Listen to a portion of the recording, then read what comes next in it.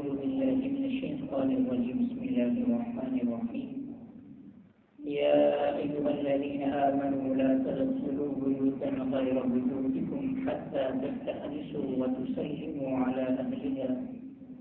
ذلكم خير لكم لعلكم تذكرون صدق الله العظيم وصدق رسوله النبي الكريم. آپ کے سامنے قرآن مجید کی سورہ نور کی آیت مبارکہ نمبر 27 تلاوت کی گئی ہے. سورہ نور کا 4 رکوع ہے اور 18ویں سپارے کا 10واں رکوع ہے. اللہ رب العزت ان آیات مقدسات میں معاشرتی مسائل کے بارے میں ذکر فرما رہے ہیں. جیسے سورہ نور کے اندر اللہ رب العزت نے خاص طور پر فحاشی اور عریانی کے سدباب کا ذکر فرمایا کہ ایک معاشرہ کس طرح سے صاف ستھرا معاشرہ بن سکتا ہے کہ جس کے اندر کسی بھی قسم کی فحاشی اور عریانی نہ ہو، لوگ پاکیزہ خوبصورت زندگی بسر کر سکیں. تو وہاں اس چیز کا بھی خیال رکھا جائے کہ جب ہم کسی کے گھر داخل ہوں تو ہمیں کس طرح سے داخل ہونا چاہیے، اس کے آداب کے بارے میں اللہ عزت فرماتے ہیں یا ایھا الذین آمنوا، اے ایمان والو، لا تدخلوا بیوتا غیر بیوتکم، کہ تم کسی دوسرے کے گھر میں داخل نہ ہو، حتی تستأنسوا، یہاں تک کہ اجازت طلب کر لو. یعنی اجازت کے بغیر کسی کے گھر میں داخل ہونا جائز نہیں ہے. اور پھر جب اجازت مل جائے تو فرمایا وَتُسَلِّمُوا عَلَىٰ أَهْلِهَا، کہ تم سلام کرو اس گھر کے رہنے والوں پر. تو داخلے کے بعد گھر والوں کو سلام کرنا یہ بھی آپ صلی اللہ علیہ وسلم کی سنت مبارکہ ہے، اللہ رب العزت کا حکم ہے. ذالکم خیر لکم، کہ تمہارے حق میں بہت بہتر ہے، لعلکم تذکرون، تاکہ تم نصیحت حاصل کرو. فإن لم تجدوا، بس اگر تم نہ پاؤ فیہا احدا، اس گھر کے اندر کسی کو، فلا تدخلوها، تو اس گھر میں داخل نہ ہو. یعنی ایسا نہیں ہے کہ گھر کے اندر کوئی بھی نہیں ہے اور آپ داخل ہو جائیں، نہیں، بلکہ اگر گھر کے اندر کوئی بھی نہیں ہے تو پھر بھی گھر میں داخل ہونا جائز نہیں ہے.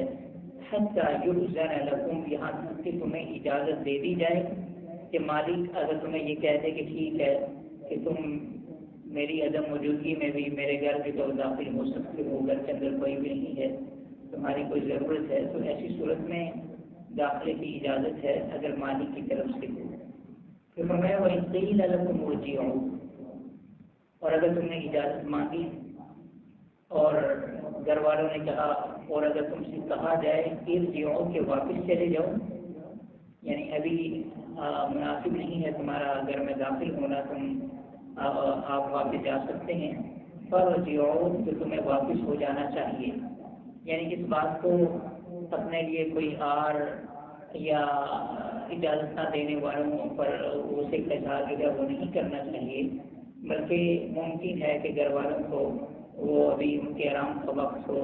یا کسی ایسے کام میں مشغول ہو کہ آپ کی وہاں حاضری ان کے لیے مناسب نہ ہو، تو اس لیے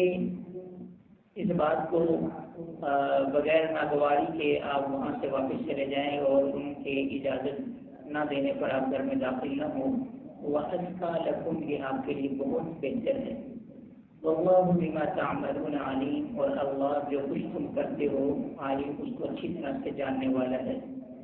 لَيْسَ لَكُمْ جُنَاحٌ، نہیں ہے آپ پر کوئی حرج،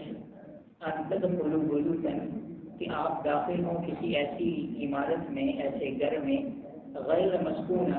جو رہائشی نہیں ہے. ہمارے ہاں جیسے دکانیں ہوتی ہیں، بڑے بڑے جنرل اسٹور ہوتے ہیں، اس قسم کے تجارتی مراکز ہوتے ہیں کہ جس میں داخلے کی ضرورت ہی نہیں ہوتی، بلکہ وہاں داخلہ عام ہوتا ہے. ایسا نہیں ہے کہ آپ باہر کھڑے ہو کر جو ہے وہ اجازت مانگیں کہ جب مالک اجازت دے گا تو ہم آپ داخل ہوں گے، بلکہ وہاں مالکان کی جانب سے عام داخلے کی جو ہے وہ اجازت ہوتی ہے، لہذا وہاں داخلہ اجازت مانگنے کی جو ہے وہ ضرورت ہی نہیں ہے.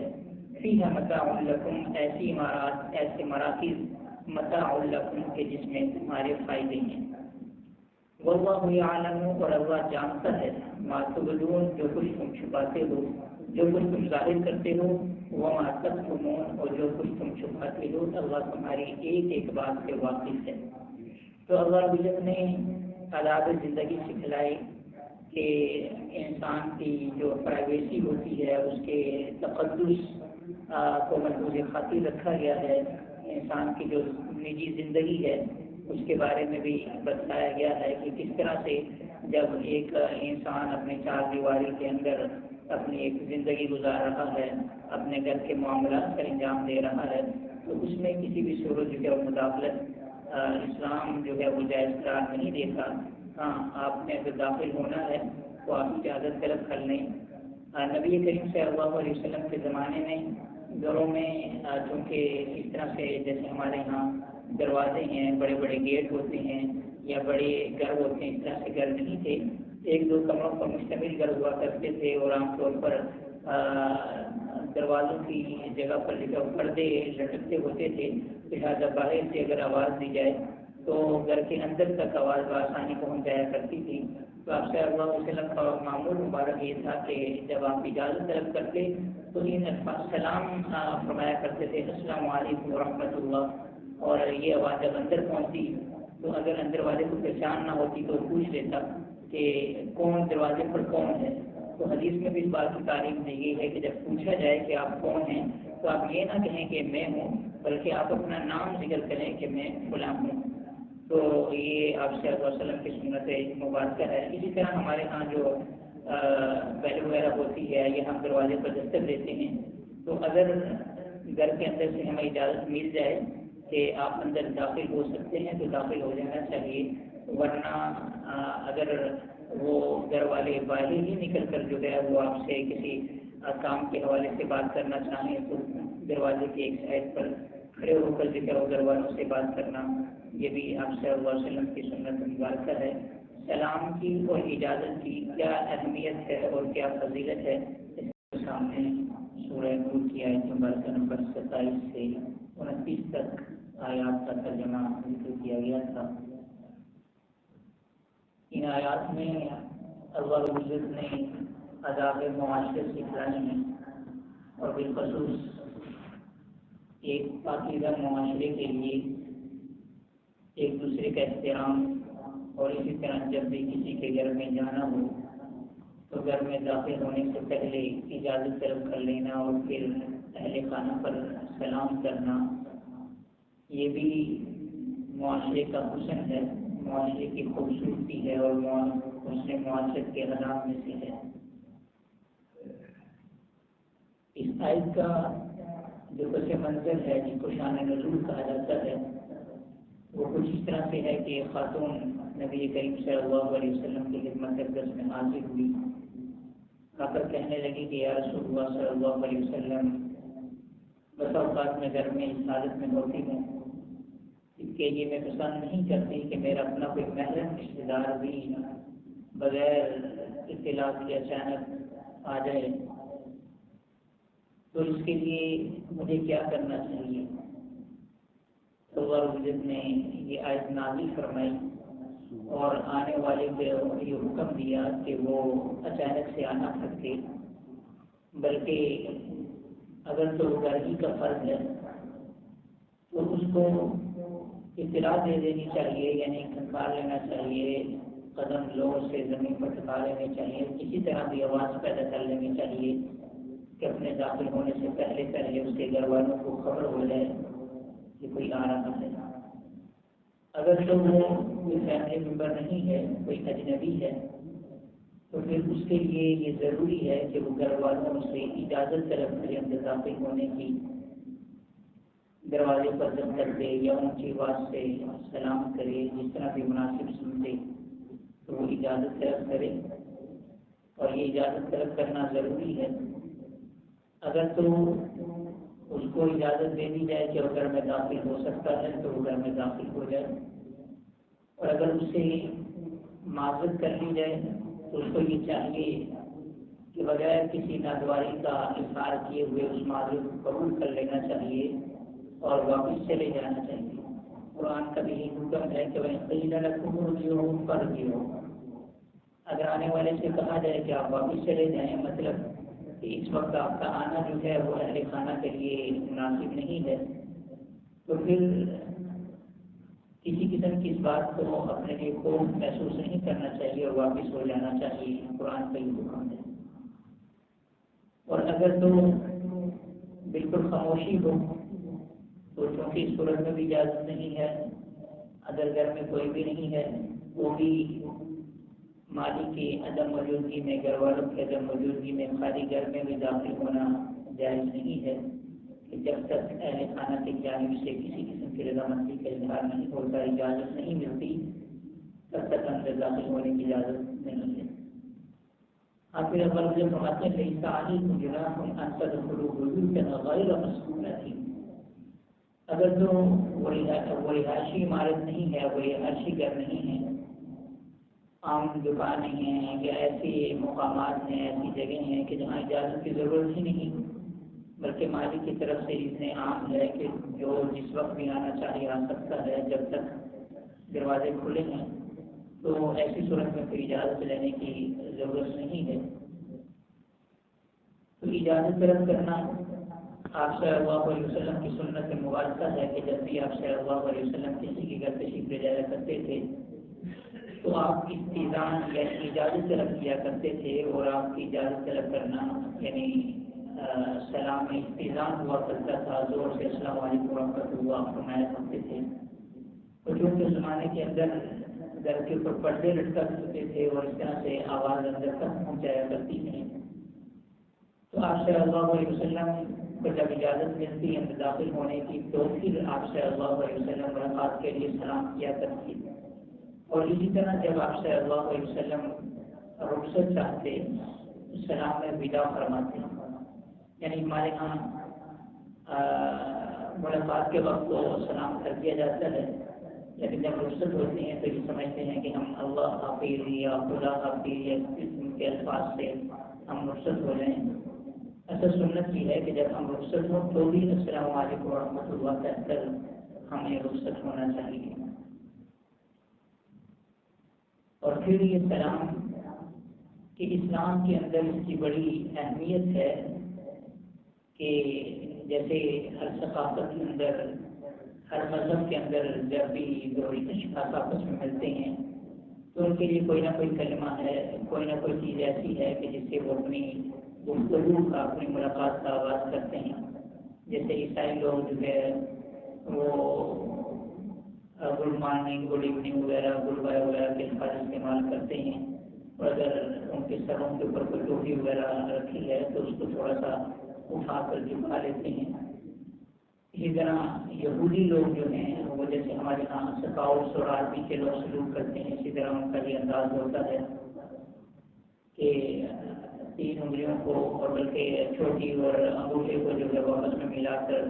پیشانی پہ لے جاتے ہیں اور زور سے پاؤں کی طرف مارتے ہیں، اس طرح سے ان کا انداز آپس میں ملاقات کا۔ اور اس طرح ہندو لوگ جو ہیں وہ دونوں ہاتھوں کو جوڑ کر سلام کرتے ہیں، نمستے کہتے ہیں۔ اسی طرح جو سکھ لوگ ہیں وہ بھی اسی قسم کے تصویر کھال وغیرہ کے الفاظ استعمال کرتے ہیں۔ مسلمانوں کا جو سلام ہے یہ وہ سلام ہے کہ جو اللہ رب العزت نے خود ان کو سکھلایا ہے۔ حضرت آدم علیہ السلام کو جب اللہ رب العزت نے پیدا فرمایا، ان کی تخلیق فرمائی، تخلیق کے بعد حضرت آدم علیہ السلام کو اللہ رب العزت نے یہ حکم دیا کہ جاؤ فلاں لوگوں کو سلام کرو، فلاں جگہ فلاں لوگ بیٹھے ہیں یعنی فرشتے ہیں۔ حضرت آدم علیہ السلام کو جو سلام سکھلایا گیا وہ السلام علیکم ورحمۃ اللہ۔ جب آدم علیہ السلام نے فرشتہ کو سلام کیا تو فرشتہ نے جواب دیا وعلیکم السلام ورحمۃ اللہ وبرکاتہ۔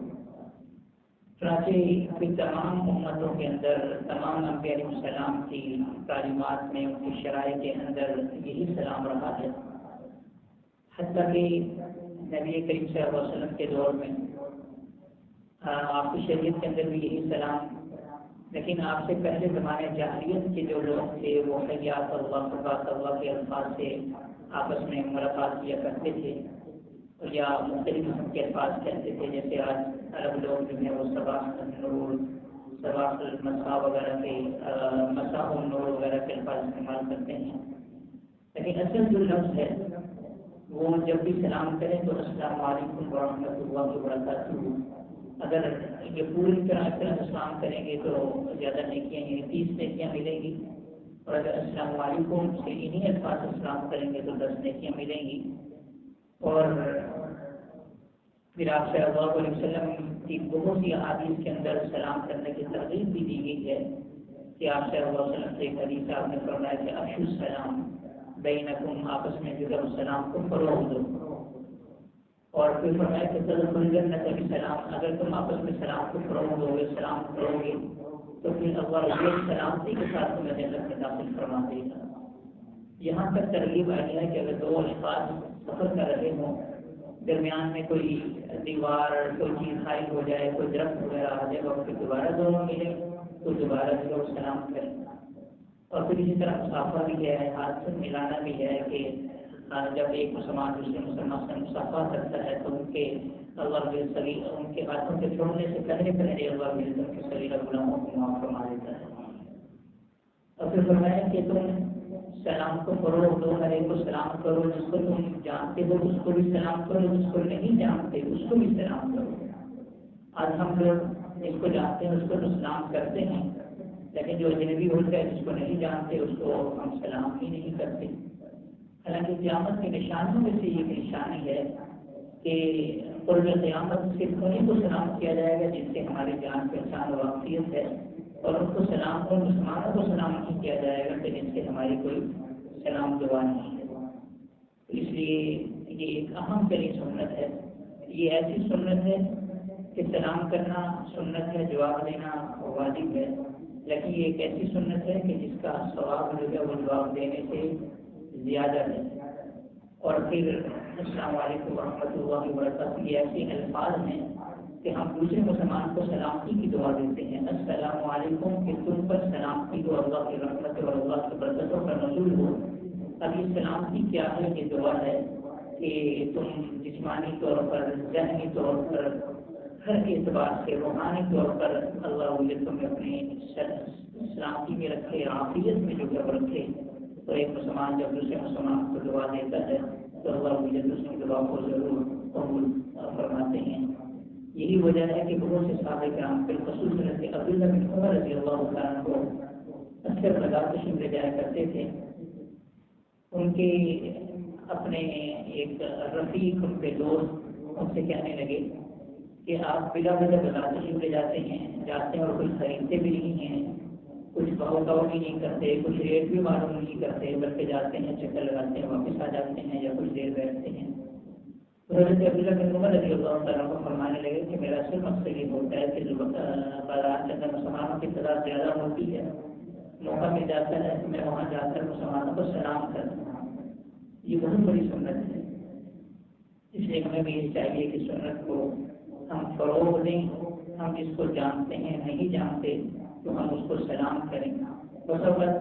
کچھ لوگ ایسے ہوتے ہیں جو آپس میں ملاقات کرتے ہیں تو وہ اس قسم کے الفاظ کہتے ہیں، حالانکہ سنت مبارکہ یہ ہے کہ آپ کی گفتگو، آپ کی ملاقات کا جو سب سے پہلا کلمہ ہو وہ سلام ہی ہونا چاہیے۔ اللہ الحمد للہ رب العالمین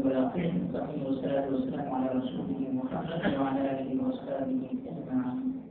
اللهم انت السلام ومنك السلام تبارك ربنا يا ذا الجلال والاكرام، ربنا تغفر لنا ذنوبنا وكفر عنا سيئاتنا وتوفنا مع الابرار،